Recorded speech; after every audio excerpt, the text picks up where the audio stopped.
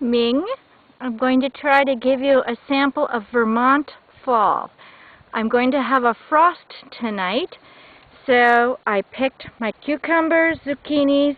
Here are my beans and a few other things.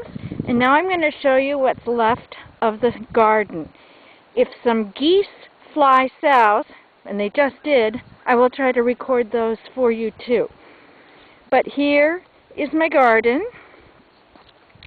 It's very George Fukuoka, that Japanese guy who Ah-Ling and Guachin admire a lot, and Sandy and Wei. You can see I have a lot of different vegetables growing in my beds.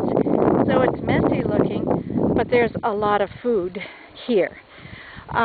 You can see my hoop house structure. I'm getting ready to plant some plants there for the winter. And you can see I have seedlings in it. They're just babies right now. I'll get closer so you can see them. And then these are some of my spring greens. They're very old. My beets are ancient. Some kohlrabi for the winter. Some cover crop in the background that Mitchell helped me plant underneath my berries. It's growing well. I'm experimenting with a grapevine, you can see there. Some sea buckthorn. I'm always experimenting, as you know. And we're going to come around here behind the kohlrabi. You can see some leeks and baby cover crop that didn't grow very well. The birds ate it. And now these are all vegetable seeds that came up from compost amongst my leek plants. And I've been making kimchi very successfully, which is a surprise for me. I'm not good in the kitchen. And my cabbages and more greens in the background there. So this is just a little tour of the foods that are left in Kate's garden.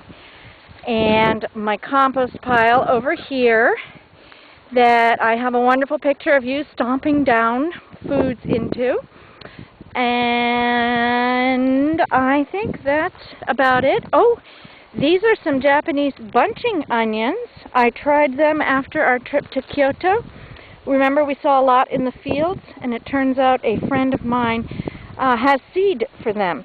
And here's a bunch of the mâche that the French use, the Europeans use as a vegetable. It is so hardy through the season. It's way too close. It makes a mess. These are some better, those are some better sized seedlings there. And I'll show you one other thing before I turn this off. Well, two other things. These are some scorzonera and salsify here that are a root crop. I'm letting it seed itself. These are more babies of it. And then this is a cress, a new cress that I got from the same friend with the Japanese bunching onions. I don't know if this looks familiar to you.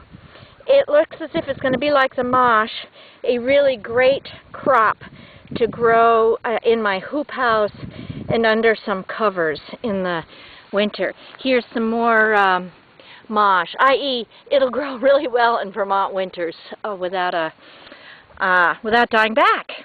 They'll just get slowed down to a stop, of course. So that's the tour of Kate's garden. Thinking of you, Ming. Hope you recover quickly.